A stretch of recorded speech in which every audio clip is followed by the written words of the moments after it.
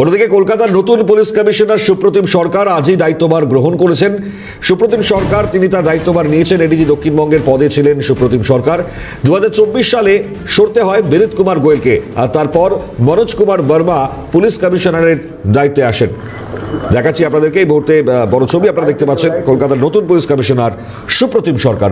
Abhirupa Saha telephone দ্বারা রয়েছেন আমাদের সঙ্গে, আমাদের প্রতিনিধি অভিরূপা।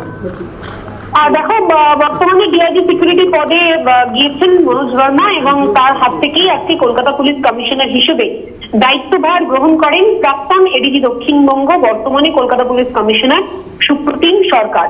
লালবাজারে কমিশনারের রুমে বসে সেখানে মনোজ বর্মার হাত থেকে ফুলের তবক নিয়ে দায়িত্বভার গ্রহণ করে, অর্থাৎ আজ থেকে তিনি লালবাজারে কলকাতা কমিশনার পদে বসবেন এবং সমস্ত রকম দায়িত্ব সামলাবেন শহরের রক্ষাকর্তা হিসেবে।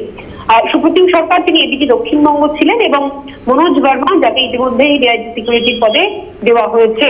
মূলত 2024 সালে সেপ্টেম্বর মাসে আরজিকর আন্দোলনের সময় সরতে হয়েছিল বিনীত গোয়েলকে, আন্দোলনকারীদের চাপের মুখে পড়ে। পরবর্তীকালে দায়িত্বভার গ্রহণ নিয়েছিলেন মনোজ বর্মা এবং এই সুপ্রতিম সরকার, যিনি প্রায় 1 দশকেরও বেশি সময় ধরে কলকাতা পুলিশে যুগ্ম কমিশনার পদে ছিলেন এবং তারপর তাকে এই দক্ষিণবঙ্গের দায়িত্ব দেওয়া হয়। আপাততভাবে তিনি কলকাতা পুলিশ কমিশনারের পদ সামলাবেন।